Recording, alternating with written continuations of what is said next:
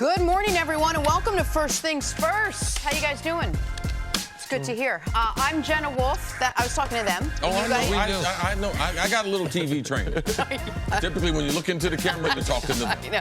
Typically, when you look at Nick, you're talking to him. Good mood this morning. It's wonderful. Just hair looks lovely. Jenna. Love being with you guys, and there's no better way to start a Tuesday than next Nick, Tuesday. what are you doing with your hair, bro? What happened? Did somebody put some spray on I've been bullied by you, your lovely wife Sue. It's going around the country. My lovely wife Danielle Good. into attempting for the first time in 20 years grow my hair out, and I told you I didn't want to do it because of this awkward phase. Cris, I'm gonna reveal before we start the show. Chris was like, no, do it.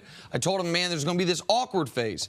Man, yesterday he walks in, he's like, what's going on with your hair, man? You look ridiculous. You can't remember. The truth of the matter, since the meeting in Vegas, you and I, you've been awkward every day. Okay. It's not just the hair phase, Nick. It's thank not. you. Appreciate it looks great. I don't know if that's true or not. Yeah, you're the eye candy for the show, No. man. Absolutely. Clearly. I heard somebody mention that before. Big show today. Brad Stevens says critics are actually right to doubt the Celtics. The Toronto Raptors are getting more hopeful that they can actually keep Kawhi. But we start in Pittsburgh with the one person we have not heard from yet this Steelers offseason. That is Mike Tomlin. The longtime Steelers head coach finally spoke to the media after nearly 3 months of silence. In that time, Antonio Brown became a Raider, Le'Veon Bell became a Jet, and Ben Roethlisberger about to sign what will undoubtedly be his last contract. Tomlin discussed, among other things, the plethora of offseason drama. We can't do this with hostages, man. We need volunteers. We need good players, good guys who want to be here. And if guys can't check those boxes, it's probably best for all parties involved to go our separate ways. All right, lot to get to with this one. CeCe, what's the biggest challenge now facing Mike Tomlin? Well, I just think that when you're less talented and you're going through all the changes that they've changed, it's from personnel standpoint, L. Bell's not going to be there. AB's not going to be there. And now Ben Roethlisberger, he's going to be getting a lot of criticism because those other guys aren't in the building. So it's just easy to target Ben. To me is Mike Tomlin and Ben Roethlisberger, what type of leadership message are they going to be sending to the Pittsburgh Steelers? Because the thing the Pittsburgh Steelers have done is they've drafted talented players. They've coached these players up where the players have developed. But it seems like that the locker room and structurally how they're going to do things, that it's changed. Mike Tomlin, he does a great job in the press conference. But in that locker room, now we have guys that have to go out of their way to send out messages. When you have to go out of your way, to be able to compliment one of your coworkers or something, it becomes hard. Juju Smith-Schuster, what? Oh, man, Ben's the greatest leader. Well, you only been in the league 10 minutes. Pouncey, after he signs a contract extension, oh, Ben's a great leader. He's a real, true leader is the words that both of them keep using. So for me, I know what they're trying to do. They're trying to change the image outwardly, but becomes more important inside that locker room. Can they trust Mike Tomlin? And can they trust Ben Roethlisberger? As a coach and as the Hall of Fame quarterback, can they trust him to be able to build this team? Because I believe they'll put a competent team out there. But it's still been, will they have enough players to make plays? They are considerably less explosive on offense. Their offensive line is really underrated. And their defense, because I know football don't matter. Their defense is not good. So Mike Tomlin, that's how he was a defensive back coach. They need to get their defense together. Well, so if Mike Tomlin's able to do this, if he's able to extend the streak of 12 straight years without a losing season, the only coach in NFL history to coach at least that many years and never have a losing season, he's going to have to do it with a very different type of team than he's ever had. His first 5 years in Pittsburgh, when they went to 2 Super Bowls, won one of them, 4 of those 5 years, they had a top 2 defense. Either the best or the second best defense 4 of those first 5 years. Since then, the defense has gone to middle of the pack, but what they have had every year is a top 10 and many years a top 6 offense. I know they're not going to have a top 2 defense this year. They would be happy to have a top 10 defense, and their offense has to take a step backwards. It took step back. The 1 year in the most recent history where they were their best 2 years ago was the 1 year their defense and offense both rose to the top 5. That was 2017. It went awry when Ryan Shazier got hurt, and then they couldn't beat the Jags regular season or postseason. But where is the explosion on offense going to come from? Is Juju a good enough true number 1 to carry an offense? I have questions about that. Now, he was excellent last year, and I want to give him all the credit for that.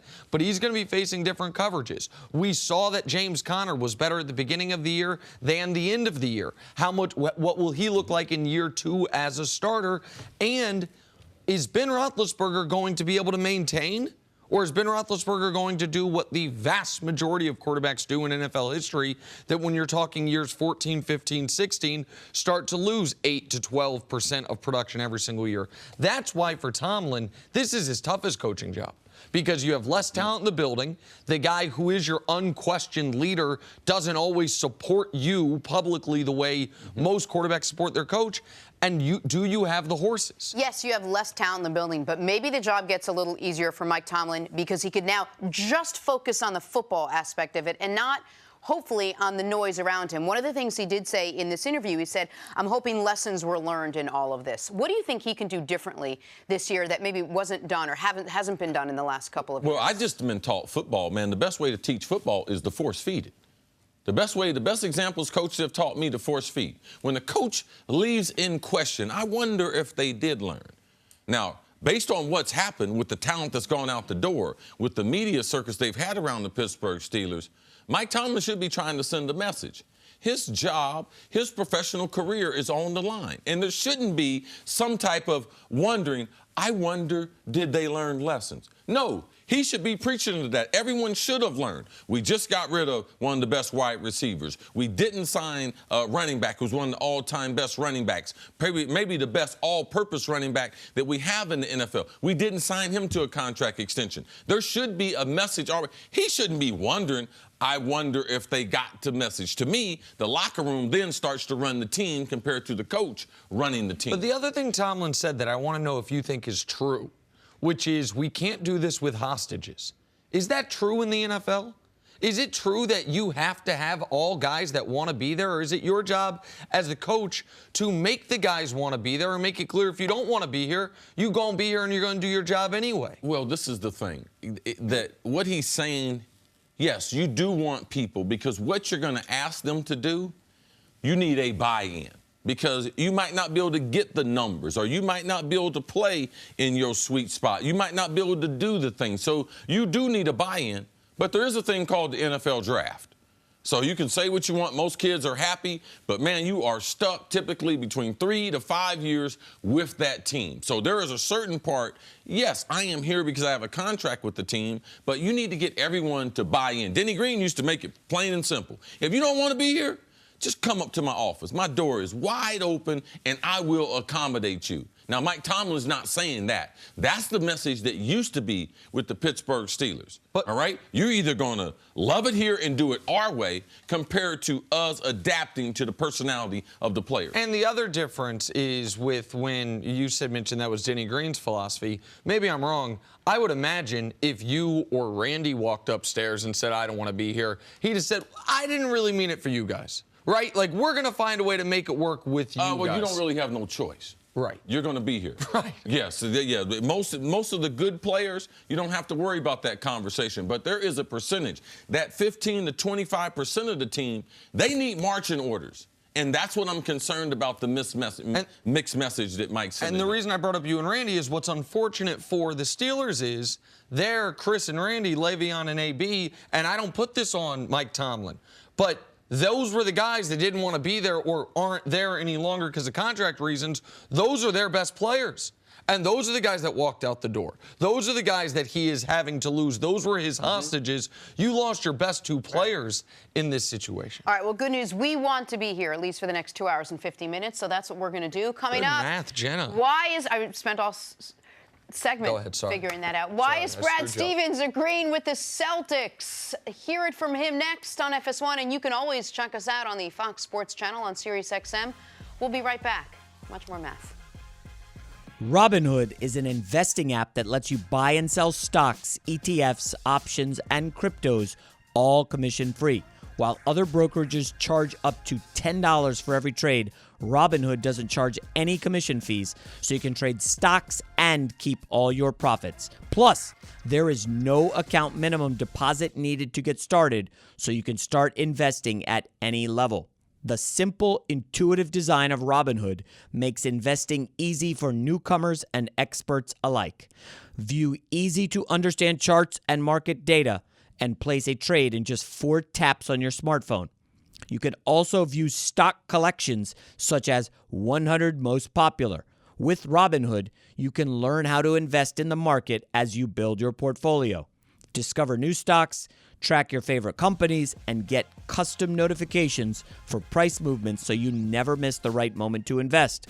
Robinhood is giving listeners of First Things First a free stock like Apple, Ford, or Sprint to help build your portfolio design. Sign up at first.robinhood.com.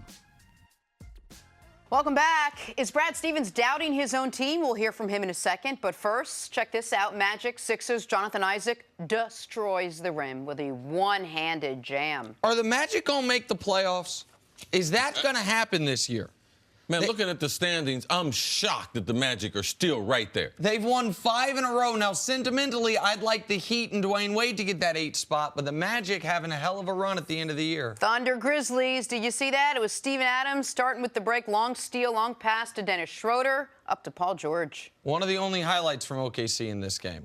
There's something going on with OKC, man. They hit a wall. Maybe they just want the Warriors in the first round. Okay. They're just tanking into that 8th spot. Okay. Hoping to get Golden State in round I like 1. it. That's the only justification for how they've looked the last That's few days. nice and spicy. There We're you go. tanking so we can play. Little NIT, Colorado versus Norfolk State. Shane Gatling finds Tyler Bay off the pick and roll for the alley-oop. Nice little pick and roll. Nice catch. NIT, man. It's one of my favorite tournaments. My brother was the MVP of the NIT. Oh, he knocked down a Didn't know buzzer beater that. against Purdue. Absolutely. Butch Carter, look it up. NIT. Bang! From the free throw line. Okay. McDonald's All-American Oh. game dunk contest. Florida recruit, that's Scotty Lewis, jumping over not 1, not 2, but 3 people while doing a windmill.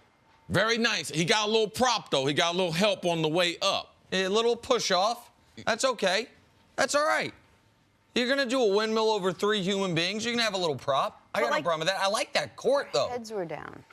Yeah, the court was really nice. I like that court. There was a So female get dunker. shorter people or get with their heads up, Yeah. or but tall people with their heads down. You right. He was getting other players, Jenna. Basketball players are tall. I would have got some smaller ones. Right, and then okay. Moving on to the Celtics now. Rough weekend. 2 games, 2 losses, too much losing for a team once projected to be in the Eastern Conference Finals. They are facing the likely possibility they start the playoffs on the road as the 5 seed. Keep in mind, Celtics were 1-7 on the road last postseason. Here's Brad Stevens after the loss on Sunday. I think we're to the point now where, rightfully so, we'll be doubted. Rightfully so, we've earned that.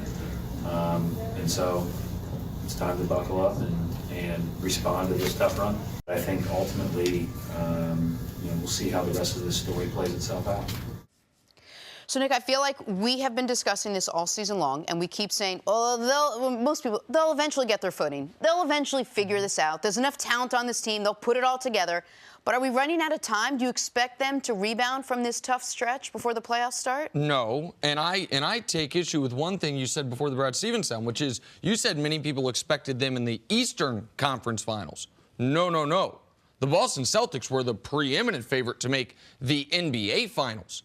I was considered a critic because I thought they might not make it to the Eastern Conference Finals. That was considered, oh, you must just be hating for no reason. They had the second highest Vegas over-under as far as projected wins. They won 53 games 2 years ago with Isaiah Thomas as their best player. They won 55 games last year, even though Kyrie missed the last month of the season.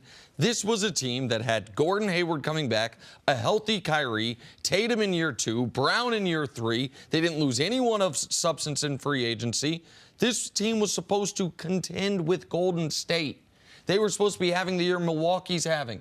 They're not even having the year the Clippers are having. That's who they are right now, and we've got 8 games left. So no, they're not going to change. No, they're not going to be any different.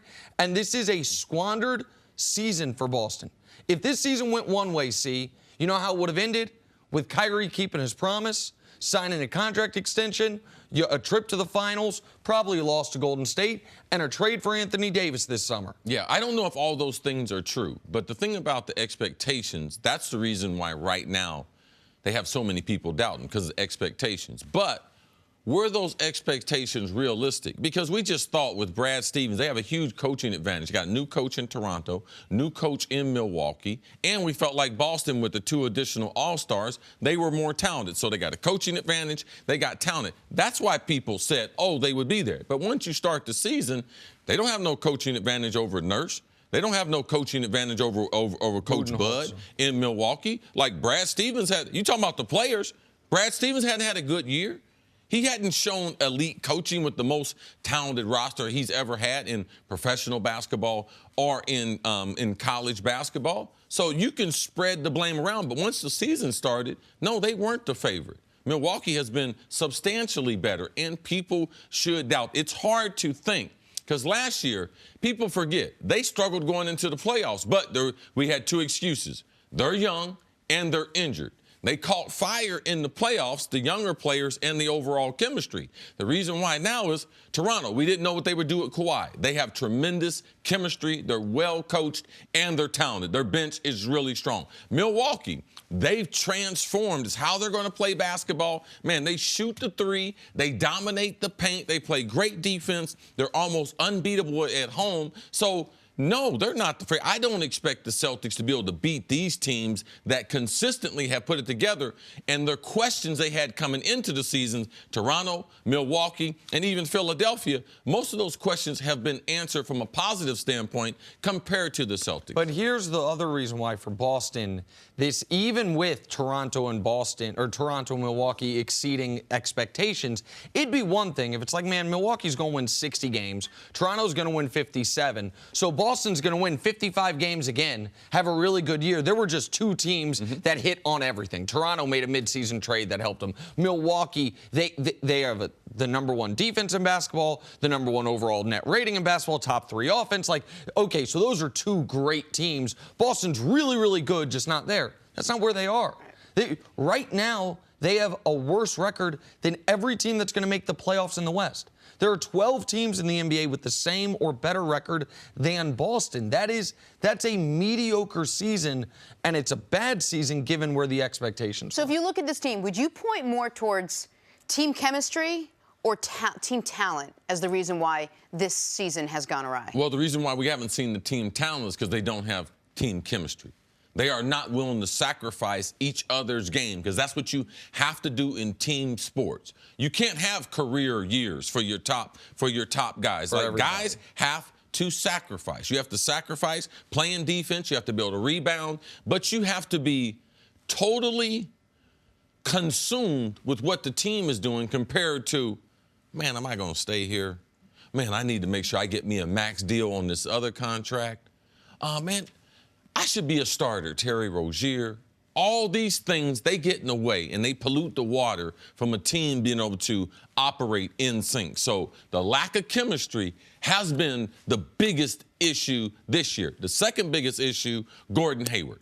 Those minutes that he has gotten, it's affected the other players because he has not been consistently better than them, and they've given him minutes out of respect, out of previous relationship with Brad, like for some reason, but that's one of the huge problems that they have there. Well, and the other element for Boston that is so concerning, and a reason why any faith or optimism is just blind faith or blind optimism, is they had a chance at a reset when everybody does at the All-Star break. All right, guys, the first 2/3 of the season didn't go the way we had hoped, but we still can be the 3rd seed in the East. If Toronto falters, we maybe could get up to number 2. We know what our rotation is. Gordon's as healthy as he's been since he first got here.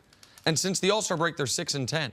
They're 1-8 against playoff teams since the All-Star break. They're behind the Pacers. The Pacers haven't had Oladipo. They have 100%. Like, we just gave Boston the 4 seed at least when Oladipo went down. And the reason that I said it's the story is a squandered opportunity is maybe they would or wouldn't have been able to trade for Anthony Davis. But when Kyrie said, I'm going to stay in Boston in October, I do believe, and I believed at the time, that was his intention. Now, I thought things could change what his intention was. But the way to keep him there was to have a successful season. The way to keep him there was to reach expectations, have Kyrie be the leader of a really good team. Instead, it's gone the other way. And so now you would almost look at it and say, wait, what is the reason for Kyrie to stay? It's not as if you can make the argument, well, you're leaving a championship team. You really want to leave there to go to the Knicks when the Boston's not a championship team, and Milwaukee's not going anywhere. We don't know what's going to happen with Toronto and Kawhi. Philly, I would imagine, is only going to get better depending on if they can keep their free agents. Like, Boston went into this year as the favorite out east. They went into last year as the second favorite behind Cleveland. They will not go into next year as the first or second out east. That's jarring for a team that's been building towards this for a half decade. This is the irony to it was, I mean, how good is a team if Kyrie's your best player? Because he's the best player now, just like he was in Cleveland before LeBron came back. They didn't win anything. Now, Kyrie, though, the reason why you can't put too much into that is because he's having a great year. He's having career-type years, but the other guys around him are not. I always thought it was on the board based on what people were saying that he was not going to stay in Boston and that he was going to try to be in New York City. That's always been part of one of his goals. He didn't request to go to the Celtics, so that's kind of the irony to it. Kyrie is playing good basketball, but they're not. It doesn't translate into wins. It's the most bizarre part of the season is that they are 10-2 when he does not play, 33-29 when he does, and much like those early years in Cleveland, his individual numbers are outstanding, and this is the best statistical year of his career, and it's not translating to wins. All right, the question now, can Danny Ainge keep Kyrie Irving? Can the Raptors keep Kawhi Leonard? That question next on First Things First. On Saturday, the season's biggest free agents hit the field with their new teams. First, you got Bryce Harper and the Phillies taking on Freddie Freeman and the Braves. And the Giants face off against Manny Machado and the Padres. It all starts at 4 Eastern on FS1 and the Fox Sports app. Baseball is back. Time for us to go viral. Last night, Suns guard Devin Booker went off for 59 points, becoming the fourth player in NBA history with multiple 50-point games before his 23rd birthday. However, what had Twitter up in arms was this moment. The Jazz intentionally fouling D'Anthony Melton so that Booker would not get a chance to score 60. Nick, what'd you make of that? Listen, he scored 70 in a game where they lost by 20-plus, and he was just gunning at the end. And so they're losing this game by 30-plus. And the Jazz say, no, we're not going to let you hang 60 on us in a game where your team gets annihilated. I got no problem with it. That's my type of petty. The Jazz were winning. They didn't want him to get his little shine. I got no problem with it. What up, C? You got a problem with it? Yeah, come on, man. Don't be stupid. You had almost 4 quarters to be able to stop the guy. Yeah, you play some defense. But they were, I mean, I would agree with you if they were the team that was down by 30. But they were up by 30. So they had stopped Phoenix. Listen, you know what I'm going to do? Give the guy the ball. I'm going to stop him. Okay. All right? I'm going to stop him. The last possession of the game? Yeah, let's go. Okay, one-on-one. I got the challenge of it. I got you. I'm not going to foul. And I didn't like the veteran players. Like, man, if Cal Korver, I saw him trying to foul someone. If he was at 59, what would he be trying to do? So he was Millsap, what was he doing? What would they be doing? Well, of course. Okay, it'd be different if it was them. Yeah. Yeah, they just hating. Play some defense. Early in the game, you don't have to worry about that. Right, if Korver's at 59, he'd have a time machine because he'd be back in high school. But stories I to understand start the point. your morning. Tough news for the Portland Trailblazers. They lost Yusuf Nurkic for the season after he suffered a compound leg fracture last night. Gruesome injury, and one that will keep him out for a long while. Nick, what does this mean for the Blazers now? Well, it means they already could be bounced in the first round. Now they're likely to be bounced in the first round again. Remember last year, they were the story, oh my God, they got all the way to the 3 line out west. Look at how impressive their season was. And then they get swept in the first round by New Orleans. And see, you mentioned for their offseason what it could possibly mean about guys they could be shopping. I found interesting as well. Yeah, if I'm in the NBA right now, I'm going to take a page out of Kareem's book from 30 years ago. I would watch taping my ankles. We've seen too many compound fractures in the last 3 years of NBA players. It's not as if we've seen those types of injuries. So when you suspend that knee joint, you suspend that ankle joint, we have been seeing more injuries. So I would look more into it. If I'm an NBA player, I'm looking at, do I continue to tape my ankles the prehistoric way that athletic trainers tape ankles? All right, let's move on to the Thunder now. They lost to the Grizzlies last night. As a result, they dropped to the 8th seed in the West. Is this a big deal, Nick? And if so, how big? Well, listen, I think it could be an exciting deal for basketball fans if we get a Warriors-Thunder first-round series. Now, should be noted, out west, the Thunder have 43 wins at the 8th seed. The Jazz have 44 wins as the 5 seed. So this will not be decided until the very end of the year. But what it does mean is any of that Paul George MVP buzz, that has gone away entirely. Russ was shooting hot post-All-Star break. That has tapered off a bit. And Paul George's play overall has tapered off a bit. I do think this team at their best can be a tough out for anyone, Golden State included, but they haven't been playing their best the last week or so. No, they're not playing their best. And if you look at the teams that are 7th and 6th, being the Clippers and the Spurs, last 10 games, Clippers 9-1, Spurs 8-2. OKC going the other way. You do not want to face Golden State in the first round because you know what Paul George and Russell going to have on their resume? Last 2 years, they've lost in the first round. Yeah. All right, let's move on to the NFL. As Odell Beckham prepares for life as a Brown, he also prepares for life in Cleveland, a far cry from the New York City nightlife scene. Larry Fitzgerald says this will be good for Odell because there are not too many distractions. See, you agree with Fitz? Well, it can be, but I do know this, though. You got American Express, you got a credit card. You can put anything you want on the airplane, and they'll fly anywhere. So whatever you want, if you want to bring it to Cleveland, yes. So conventional wisdom would say yes. But for me, players, it's not the city. The players and what goes on in their mind, it pollutes them and distracts them more so than the big city life. But NFL is a regular regiment. Going to work, 6:37, getting off work, 5:36. Guys don't hang out a lot during the week like the NBA. So being in a big city, it only matters but so much. And I know Odell caught a lot of flack for the boat trip the year they made the playoffs, but Odell is not a during-the-season partier. Now, in the offseason, Odell's going to go out, but that has been in Los Angeles and in Paris, typically, where he spends time in the offseason. So I don't think he's going to live in Cleveland in the offseason. I don't think he's going to be in Cleveland in March of next year. So I don't think that has as much of an effect. What I will say is he sticks out everywhere, but there's nowhere to hide in Cleveland when you do go out during the week. It's a great opportunity when you don't live in a large market. It's a great opportunity for team building. You can do a lot of things with your teammates so you can get closer to them. That's the most important thing the Browns can do. Mangini's like, Odell's not going to be here in Cleveland in the offseason? Finally, Eli Manning seems to be the favored son in New York after Odell was traded. Much, much, much older son. However, Giants owner John Mara rejected the idea they were holding on to Eli due to loyalty. He expanded. I've read that, and I have to tell you, that really gets under my skin because that is absolutely nonsense. Do I feel a certain amount of sentimentality towards Eli? Of course I do. Would I ever let that get in the way of making a football decision? Absolutely not. And I cannot believe some of you write that. See, what'd you make of John Mara's comments? Well, this is the big thing. John, I'm a huge fan of yours. But you got my skin crawling because I don't know who the Giants are. The only reason why you can say, I can look at the roster and Eli is the best option we have. Yeah, because you skipped over drafting some guys. That's the well, I look at my roster and Eli's the best guy. Yeah, but you got hot garbage on your roster. I mean, so because you made the choice. You made this the roster. Is unbelievable. It's like, I don't mean to just keep eating fried foods every day, but that's all you buy at the grocery store. That's the only, Eli Manning, forget last year, in 2017, right? Going into last year, the year they had the number 2 overall pick, the year it all went to hell, the year Odell got hurt, the year you could have gotten off this train. Eli Manning had 19 touchdowns, 13 picks, and a quarterback rating of 80.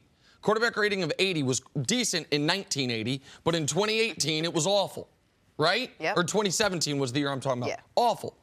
And you decided we're going to go with a running back. We're going to spend money this offseason. We're going to double down. We're going to fire the coach who had the audacity to bench the quarterback, and we're going to change everything. this is one of those situations, see, and talking to you where I advocate for honesty, and you bring up that, listen, sometimes you have to lie. This is a situation where the lie is so unbelievable, you have to say nothing, right? Because what's true is when he's getting offended that how could you write it's about loyalty, it's obviously about loyalty. It's the only thing it possibly could be. The Mara's family has too long of a history, and John Mara's too good of an owner and knows too much football for it to, it's not a football decision. You've got bigger issues if you assume it's not about loyalty and you think he is the most skilled quarterback in the position than if you just don't see Yeah, it. he should have been talking about his grandson who won't talk to him. He's got 2 grandsons. He had to explain to him, I traded Odell Beckham, and they cried. And one of them won't talk to him. So that's where Cris Carter is right now. Yeah. I'm over the crying part, but I'm not talking to you because you traded my guy away, and then you're trying to make excuses for Eli. Come on, man. Like stop. And this is a decision that was made when they decided not to draft Sam Darnold or Josh Rosen or Josh Allen or trade the pick and get extra picks. They had so many options that would have either gotten them off Eli Manning or started the transition. Now, this is the thing that I do believe, that Dave Gettleman, Mr. Mara might have asked him, what do you think about Eli? And Gettleman and the head coach might have said, we believe that we can do this with Eli for the next couple years. And then he adopted, well, I already love Eli. I already fired a coach and a general manager over benching Eli. So that might be the case, too. We can't think that he's not getting the advice of Gettleman and Pat Shurmur, the head coach, saying that we can get it done with Eli. Can I ask you real quick, what would be the football argument for Gettleman that you can go with Eli for the next couple of years? Well, last year in the draft, they can make the case that Barkley is the kid. Not only his personality, but his ability is once every decade. So you have to be able to take him. Then the quarterbacks after that, they weren't real good. So trying to develop one of those quarterbacks, there's a real football argument. Were they worth taking these chances? But you have to have a plan B. They didn't have that. Their backup, he gets arrested on his way to practice doing stupid.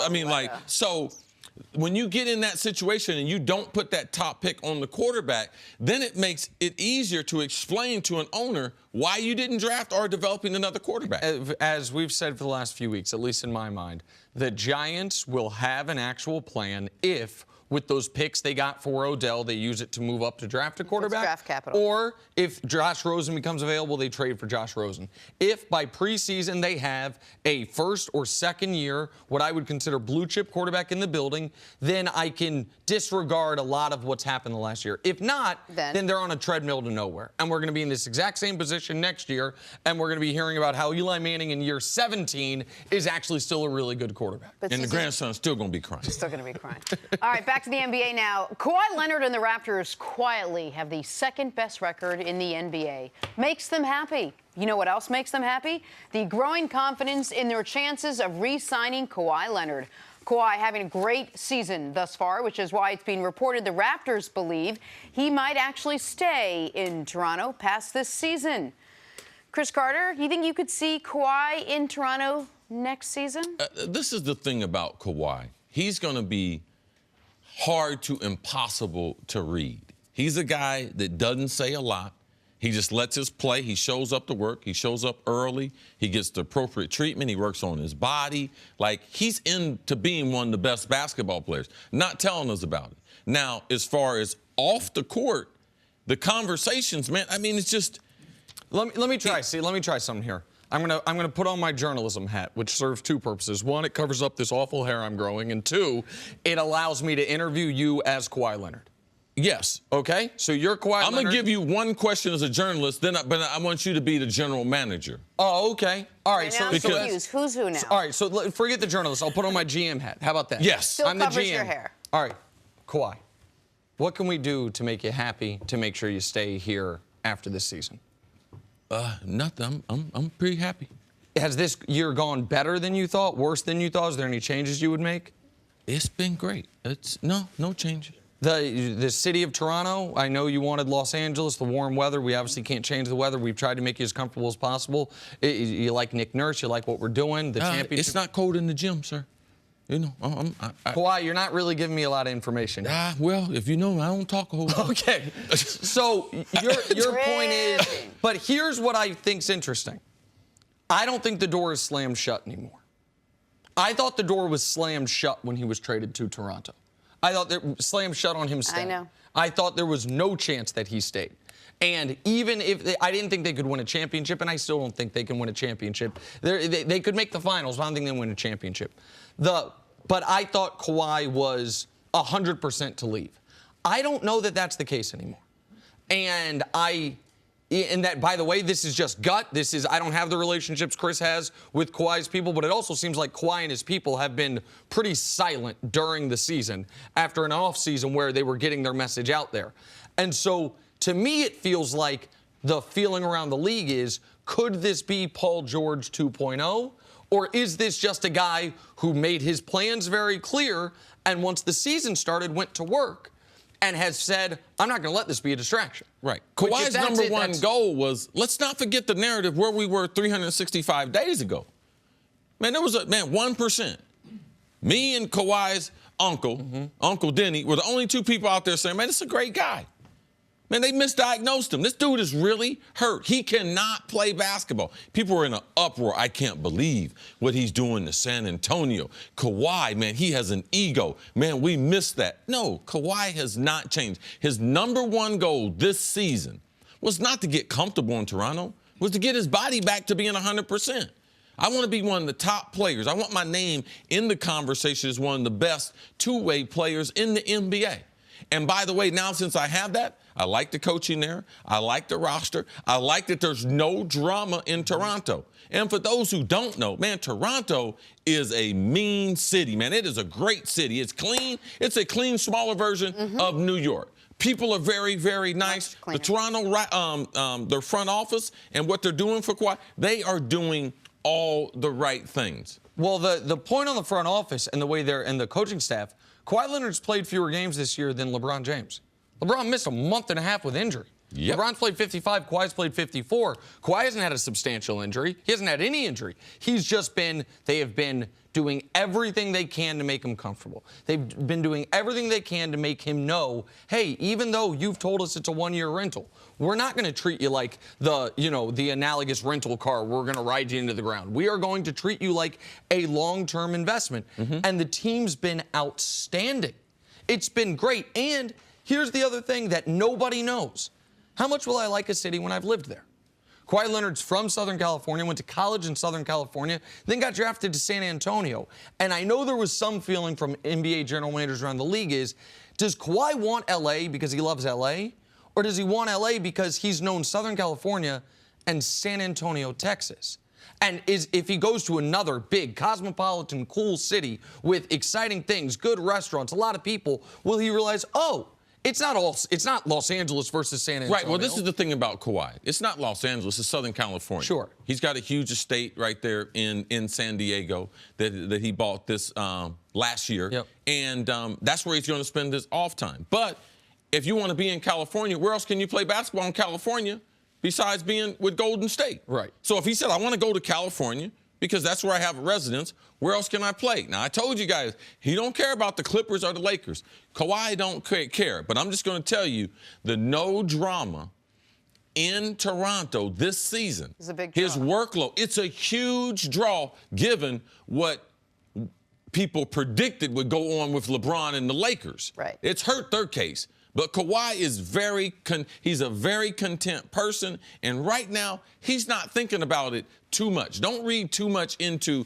his conversation with Paul George. Kawhi has always had good relationships with the best players. He just doesn't talk a lot. And just real quick, I also don't think people should read too much into the fact that Kawhi has handled this like a true professional. Every future pending free agent can look into how Kawhi, no matter what you thought of what he did last year, how he's handled this season. There's been no noise, no distraction, no anything surrounding the Raptors about next year because Kawhi will not give it an ounce of oxygen. Kawhi has been exclusively focused on this year, and maybe that has added to the speculation that maybe he'll stay. I think it's hard to predict what anyone's going to do, including yourself, 3 months from now. And if the Raptors make the NBA Finals, then we're in a different situation than we were a year ago. Listen, there were not many people out there that thought that Paul George could be swayed. It was going to be 1 year and he was going to be out. So The precedent has been set already. And they didn't even have a deep playoff run for it. They got bounced in the first round. Yep, and he fell in love with the city, and he ended up staying there. All right, coming up, Mike Tomlin breaks his silence on the Steelers' dramatic offseason. That's ahead on First Things First. Back here, First Things First, Ryan Leaf joins us now. Good morning, Ryan. How are you? Welcome back, big fella. Thank you. Off-season gearing up. A lot of things to talk about. We are quickly approaching draft day. The #1 overall pick belongs to Arizona. Despite moving up to get quarterback Josh Rosen last season, all the buzz seems to have the Cardinals selecting a quarterback again this season. Heisman winner Kyler Murray. When asked about the decision, Larry Fitzgerald said it was, quote, beyond his pay grade. All right, Ryan, what do you think? How should the Cardinals handle the quarterback position? Well, I think they already did when they hired their head coach. I think when Cliff Kingsbury was the guy they brought in, and he had made reference. Was, right. I mean, yeah. This fits perfectly with what they want to do offensively. And it's nothing against Josh Rosen. And I think this is a huge asset for them to be able to move with. The only question is whether a team's going to pay a first-round draft pick for it, and I don't think that's going to happen. For Rosen, right. How much of their investment can they recoup? But if they go with Kyler, and let's just say they get a second-round pick for Josh Rosen, how tough of a situation is it as a rookie quarterback on a team that is as bereft of talent as any team in the league? How tough is it when you don't have an offensive line that's protecting you? Like, I was at the Chiefs game when your offensive line, you were just getting killed every single snap, it felt like. And if Kyler goes to Arizona, he will have, I think, the least talented roster in the NFL. Is that even with Cliff Kingsbury setting him up for success? Well, I don't know if it's setting him up for success, but Cliff Kingsbury run offense allows for those limitations because they run a certain offense. They don't have to worry about what they're doing down the football field. They're looking whether it's a 2-high or 1-high defense. It's a progression read. It's never about what a coverage is doing. It allows the quarterback to have a lot of easier way. You don't necessarily have to have the talent. Look at the guys that he's had. He's had really good quarterbacks in his career, but you know the skill players haven't necessarily been that great. So I think it fits what Kyler Murray needs to do. The fact that he's more mobile than Josh Rosen allows for that bad offensive line to be a part of it. I just think that there's nothing else that they can do right now except go with Kyler Murray and try to make that change. I want to ask you about Cliff Kingsbury and his system because I think that we're doing a disservice to football fans out there. Because I don't think people understand what he's going to run. And there's some huge question marks as far as will his system work. There's a reason why the quarterbacks that have come out of this system for a long time have not worked in the NFL. The #1 reason was you couldn't dictate two defenses the way you could in college. You didn't have those hash marks where you can out-athlete guys to the field. Also, in those conferences that this offense is operating in, they don't have the best defensive line and or cornerback. They don't have a bunch of guys playing in the NFL. The third thing is protection. Most of the time, the quarterbacks in this type of offense, they get hit. Will those things carry over to the NFL? It's going to be really difficult. The air raid offense is done in a vacuum, right? And the NFL has superior athletes. When you looked out on the football field, and when I was playing and I had 5 great wide receivers, I could always pick out one guy. Maybe the 5th string guy was in nickel or playing dime, and I could go after that. When you get to the NFL, every player on that football field is the best player from a university, you know. And Cliff Kingsbury's offense wasn't able to be necessarily as successful in college. How's it going to be on the highest level? They made a leap of faith here. They went out and got a coach they felt was going to make a shift, a change, similar to what Sean McVay had done in Los Angeles. We'll find out if it works. Kyler Murray's going to be the best option for him if they draft him. That's the need they have. And this is the one thing, too, I think that NFL teams, when you try to go for an athletic quarterback, my experience has been playing with guys like Randall Cunningham and seeing guys like Michael Vick. Those are 2 of the best athletes that ever played the quarterback position. But if you look from a history standpoint, they also have some of the most sack years as far as a quarterback. So I don't care what kind of athlete you are. When they rush the passer, they can get to you. They got to Randall Cunningham in a huge number of sacks. They got to Michael Vick. So in thinking that protection is not important, that's what I worry about. You can get the football knocked out of you early in the NFL. I also think that offenses have changed so much since those 2 quarterbacks as well. We're looking to a league now that has developed into more what the college model looks like. That's why the quarterbacks, I believe, in Jared Goff and Patrick Mahomes have had so much success. It's changed a little bit. But in their systems, though, it's read and release. It's 1, 2, 3, bam, let it go. 1, 2, 3, 4, bam, let it go. Now, is Kingsbury going to have the same system? Because that's not what his system is compared to that. You're right, the game has changed, but releasing the football is at a premium in getting the ball to guys in space. In the air raid, though, it's progression reading for them. So they're going to go 1, 2, 3, 4, 5. The question is Kyler going to pass up for the big play? Because if you're doing the things right, that first option is always open early in the first and second quarter. The third and fourth option, you lead in the third quarter, and then the fourth quarter is where you get the big pop play in Mike Leach's, Hal Mummy's air raid offense here. So let's talk about this from the other angle, which is if they don't draft Kyler, if they do what I think they should do, which is trade the pick, get a bunch of assets, try to get some talent on this football team, and stick with Josh Rosen, a player that Steve Keim liked enough to trade up for last year. Can Josh Rosen run this offense? Like, can Josh Rosen, does he have the skill set? He's obviously not mobile, but does he have the skill set to run the type of offense Cliff Kingsbury was brought there to install? The question is how it's developed over time. Mike Leach could use this type of quarterback day in, day out, right? He's never had to have a running quarterback to do this, right? Patrick Mahomes came along and is kind of injected some difference into what the air raid quarterback, more like what Lincoln Riley has made a hybrid of. Baker Mayfield's a little shiftier back there. I don't know if Josh Rosen has that ability. I don't want to say he's unathletic because he's not. He's very capable of running this offense, and I'm in agreement with you. I don't see why not. They trade away the draft pick, get a lot of assets like you said, and try something with Josh Rosen, who's been a first-round draft pick. I can't imagine that you would draft 2 quarterbacks within the top 10 in consecutive years. But Rosen coming off the year he had last year, the lack of success he had last year, now this whole offseason with this rumor circling around that they're going to pick Kyler Murray. I mean, what does that do for the kid now if you're going to say, you know, maybe we will go with you? I mean, even if you trade him, I'm sure a lot of his confidence has been scaled back. It has to, right? I mean, I talked about this last time I was here and about how the elite athlete's ego and mindset is a fragile thing, right? Absolutely. And it can be broken like that. It was for mine. It's even more fragile now with social media and how they follow it and track it, and how normal people can make comments about their professional life on a daily basis. I have no idea how, because I cared so much what other people thought of me. And I know it hasn't changed. It's just they handle it different. Josh Rosen's very capable, I think. But I also wonder if he's in a place where they don't win and how quickly he gets the hook, how quickly that scenario spins out of control. Well, so here's the thing that works in his favor in this specific scenario.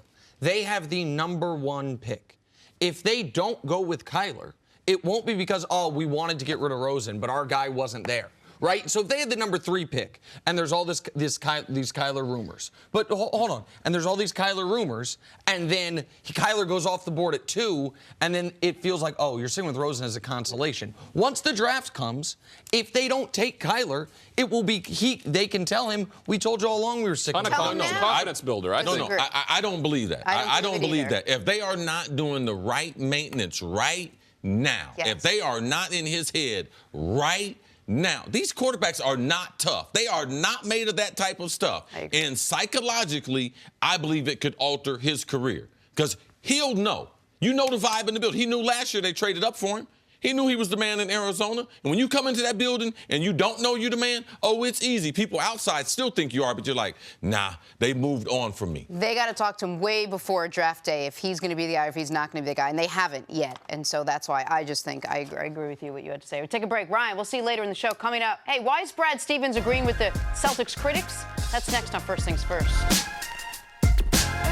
Back here with Vincent Goodwill, we are going viral. Check this out, guys. 5-year-old hitting his friend with the sham god. Oh. Wow, he just left you. Oh, go get home!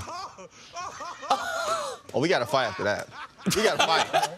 Watch it. He clowned him. I mean, I thought the best move was going to be this one here, but it's not. Oh, behind the back. And then the legitimate sham. We fighting. I'm taking your PlayStation. That was adorable. That's awesome, man. More little kids on our highlights. I like those.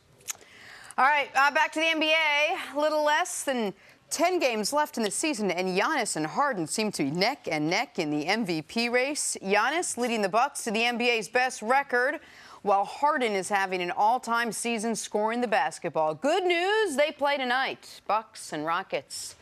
All right, Vincent, who is your MVP? Before you answer, do you have a vote? Yes. Okay.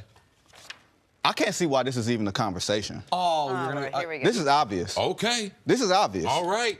You got the best, probably the second best offensive player in basketball, the best defensive player in basketball, playing on the best team.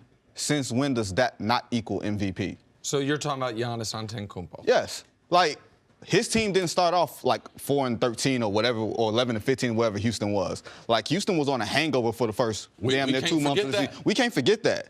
And I think to some degree, and people are going to get a little upset at this, I think it's easier to score than ever now. So these 50-point games, we're like in a juiced basketball era. But no one else is averaging even 29. Okay, because who's controlling the ball as much as James Harden is? Okay, but your point that it's easier to score than ever, then we'd have, if that was considerable, we would have a couple guys averaging 30. There's other people that control the ball not quite as much as Harden. Because we're in a ball movement era, that's why. And because you can't touch anyone. Harden controls more possessions, more lengths of the game than anybody else. If KD leaves Golden State, Steph going to average 30 next year. Easy. But he's not going to average 36. Here's the thing. You gave the only answer that I would take issue with. Because I don't think Giannis is the wrong answer. And I don't think Harden is the wrong answer. I think the only people getting this wrong are the people, with respect to my friend Vinny, who say it's not a debate. Of course it's a debate. Of course it is. You're right. It's the closest MVP conversation to me we have had in at least 20 years. It is now, you could maybe argue the second Steve Nash one was very close. I would argue it's the closest discussion we've had since Jordan's first year out of basketball. But here's where we're at. You have Giannis, who's giving you young Shaq's stat line, 27-13 plus 6 assists, which Shaq never did. If we want to pare those down to 25, 10, and 5, here's the people who've done that. Kareem, Wilt, Oscar, Larry, Elgin, Charles Barkley, Russ, and Giannis this year. That's on, and the best team, and his defense is extraordinary.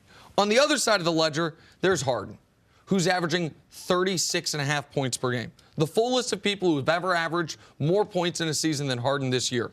Michael Jordan, Elgin Baylor, Wilt Chamberlain. Remember when Harden dropped 50 on the Lakers? That was 47 games ago. Since then, 47-7 is his average. And the Rockets have the second best record in basketball in that stretch. So you can make, I get frustrated with my friends and family that are in Houston that act like, how could you vote for anyone else? No. There's a great case for Giannis, but there's a great case for Harden as well. Both of you present, you representing Giannis, you representing Harden. But to me, the overwhelming thing that has dominated the NBA, and I know we had some outliers with Russ and some other players, you win 60 NBA games, you play the type of defense you play, you improve your offensive scoring where your scoring is getting 27 a game. Now, it's a landslide that guy is going to win. Now we have the outlier season of James Harden matched up with each other. We had this a number of years ago with Peyton Manning in the NFL, and two guys had historic type seasons. So to me, though, you have to go to the team. And the team and what Giannis and them are doing, that supersedes Harden. The numbers are amazing, but it is a team game. And the impact that he has had on the offensive and the defensive end, to me, that's the thing that gives Giannis the edge. Is there a sympathetic vote?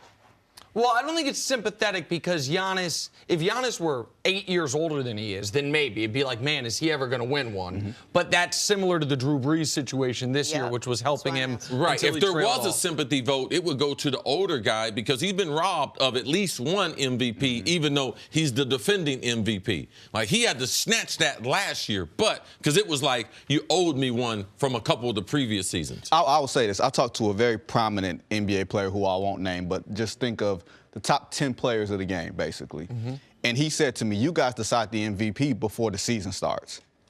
And at that point, I had to start reevaluating how I was looking at it. And I said, okay, history is our guide. You got to win 50 games, right? Russ is the only MVP in, let's say, modern NBA. Since Moses Malone. Yes, to win 50 games. Houston is right on the cusp of that. They're going to win 50. They're going to win 50. They're going to win 50.